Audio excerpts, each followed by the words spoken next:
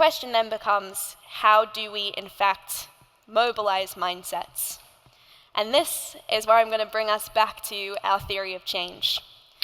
So at Force of Nature, we believe that the first step is to make space for your climate emotions. I talked about eco-anxiety, and maybe that's not the feeling that you connect to. Eco-anxiety might be anger, it might be frustration, it might even be apathy. But we need to connect on a human level to how this climate crisis makes us feel. We've failed to solve the climate crisis because we've gotten so good at sleepwalking as the science tells us we're hurtling toward a cliff of collapse. So we need to wake up and we need to tune in. We need to introduce new ways of thinking from that space. We need to rewrite some of those self-limiting stories that I alluded to earlier.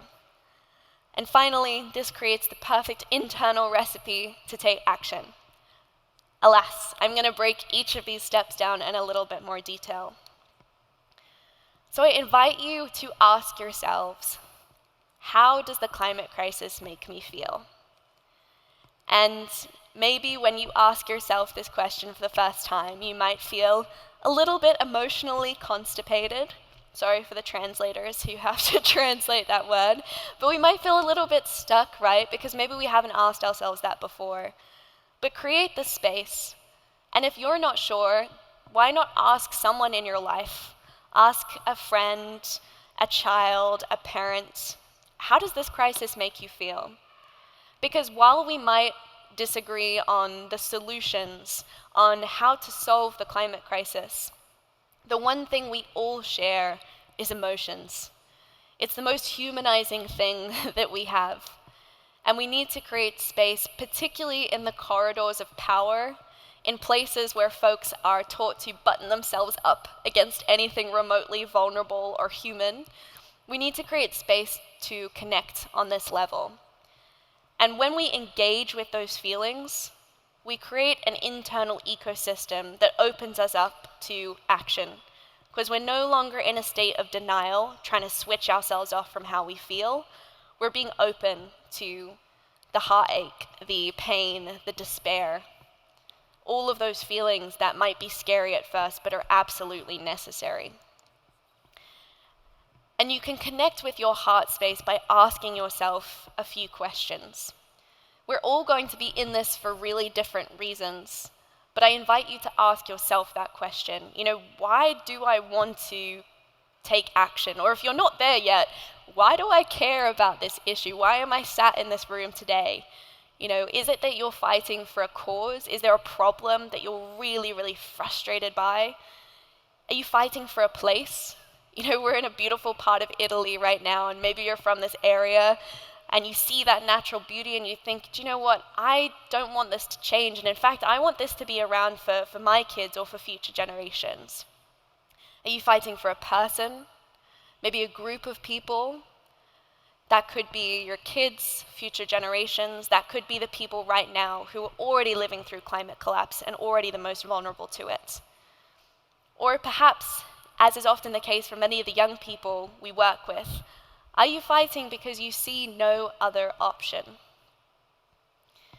When you've asked yourself this question, it's a good time to identify that self-limiting belief. Again, you might have a whole cloud of stories that are preventing you from taking action, but reflect for a moment. What is the strongest self-limiting belief? What is that story that is front and center in your mind that makes you feel futile, ineffective, stuck, disempowered, unchanging? It might help to reflect on a time when you did want to take action.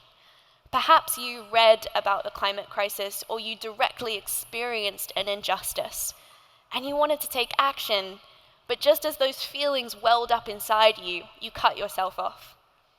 You stopped yourself. I will bet you that there was a story playing very loudly in your mind at that time that told you either, do you know what, you're just one person, you can't do anything to change this, or the problem's too big, or I don't have the skills. Identify that self-limiting belief. because these stories that we hold to be true have a huge impact on our ability to take action and make decisions. At Force of Nature, we use an acronym, SEED with an A, which is very on brand, which relates to our stories, expectations, attitude, and decision-making abilities. And this is taken from psychology, so we didn't just pull it from thin air.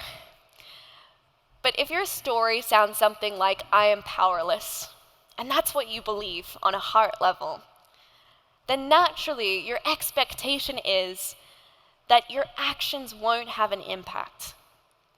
If your expectation is that, then your attitude is that you're not hopeful the problems will ever be solved. And naturally, that story, which leads to that expectation and creates that attitude within you, is going to lead to a lack of decision-making power. In short, the story in your mind is really going to be that there's no point to taking action, so I won't bother. However, if we flip this story on its head, perhaps it can sound something like, I have enormous power, and impact comes from focus. If that's the thing that you believe to be true, then your expectation is, sure, it might be really hard, but with consistency and commitment, I will overcome setbacks. I can make a difference. Naturally, this will foster an attitude of determination. You will recognize that we all, yourself included, have the potential to create a world by our own design. And finally, that will encourage and foster positive decision-making, empowered decision-making. You will ask yourself, if not us, who? If not now, when? It's up to me, because it's up to all of us. Now, the point of examining and rewriting these stories isn't to create an echo chamber. It isn't to ignore the terrifying climate science or delude yourself otherwise. It's to take back control and agency of what is within your influence. Because while you might not be able to change the headlines, or you might not be able to change the decisions of people in those high up seats of power, everything within you is in your influence. You get to decide your beliefs. You get to decide your attitudes. You get to decide the ideas that you foster within yourself. And finally comes the action piece of it. So once you've created space for your emotions, and you've identified that self-limiting story and how you need to flip it on its head, comes the impact piece. You can start by asking where you are smartest. I love this framework by Howard Gardner. It's the 8 different types of intelligence.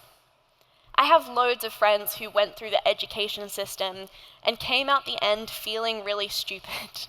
Because oftentimes our education system only really acknowledges, your ability to communicate, maybe your ability to do math and numbers, my great weakness. It probably didn't acknowledge you if you were naturally someone really good at interpersonal relating. In fact, you were probably called a chatterbox and maybe even sent to detention if you were someone who really connected well with the people around you. Unless you went to a really cool, creative art school, you probably didn't have much space to test your visual intelligence, if that was your propensity. Or unless you went to a Steiner school, or, like me, a school in the jungle, you probably weren't acknowledged for your naturalistic intelligence. Your ability to feel connected with your surroundings, to discern the different relationships between all life. So we have this whole wheel of intelligence, and all of us has a natural tendency toward 1, 2, or 3 types of intelligence. Once you've identified what that is for you, whether it's intrapersonal, your ability to understand and relate to yourself, which is my number one. It's probably why I love psychology so much. I love understanding how people think, the stories that we believe to be true. You can then translate that into understanding which skills you need to solve a problem that you care about, and maybe which skills you also need to develop. So if you have a natural interpersonal intelligence, for example, you're great at relating to people, then maybe you know that you're really good at storytelling. You're maybe really good at finding common ground with diverse groups of people.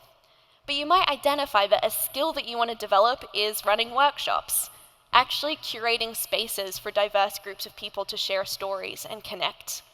So consider which skills you already bring to this space. Rather than trying to become a set of averages, question how you, as a beautiful, individual human being with all of your unique skills and gifts, can show up to the table. And step 3 in taking action is, of course, identifying the problem that you want to solve. The climate crisis is a symptom of really interconnected problems. And while we have no shortage of issues, from gender equity to girls' education, to food waste, to prison reform, to city infrastructure, to regenerative agriculture, while we have no shortage of challenges, we do have a shortage of people putting up their hands and saying, this is the piece of the puzzle that I want to own. Oftentimes, our feeling of overwhelm can come from the fact that we think we need to do and be all things. Social media can reinforce this. You might be sharing every second petition and trying to change every dimension of your life, getting rid of plastic, traveling more sustainably, not buying new clothes. The list is endless. But ultimately, I believe that impact comes from focus. It comes from saying, this is the issue that I want to wrap my hands around. And when you get that clarity of focus, you can trust in the fact that there are going to be other people with their problems too, saying, this is the piece of the puzzle that I own.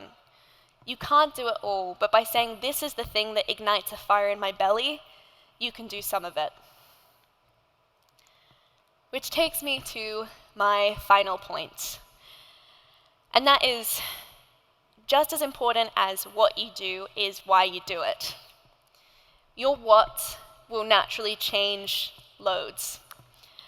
A few years ago, when I was 17, I was working at a sustainable disruptor food company in Silicon Valley, a company that makes meat from plants. And I was convinced that I was going to spend my life transforming the agriculture system. And that's still something that I'm super passionate and definitely nerd out on. But actually, I realized that my real passion, my what, is now running an organization where I can help other young people locate their sphere of influence and decide where they want to make a difference in the world. But my why is ever constant. My why, that thing that gets me up out of bed in the morning, the thing that catalyzed me age 11, watching documentaries, seeing the injustice and inequity of the problems we'd inherited, feeling the pain of the most vulnerable, that was the why that will motivate me until the day I die. And so ask yourself, what is that why? And how can I translate that into an action that doesn't just motivate me, but sustains me? Because you can't pour from an empty cup. And while you can use feelings of frustration and anxiety to catalyze you to change, you also have to find joy and community and connection, because that's what sustains it, because this is the fight for our lives. We're not going to solve this in 5 years, in 10 years. This is a many-generational cause. So find that thing that can sustain you. I would love to invite everyone to check in with themselves. I've given a lot of information to you today. So I'd love you to check in for a moment and think, maybe, what is something you learned about yourself? What is something that you will be taking from today, whether it's exploring your type of intelligence a little more, or creating space for your climate emotions?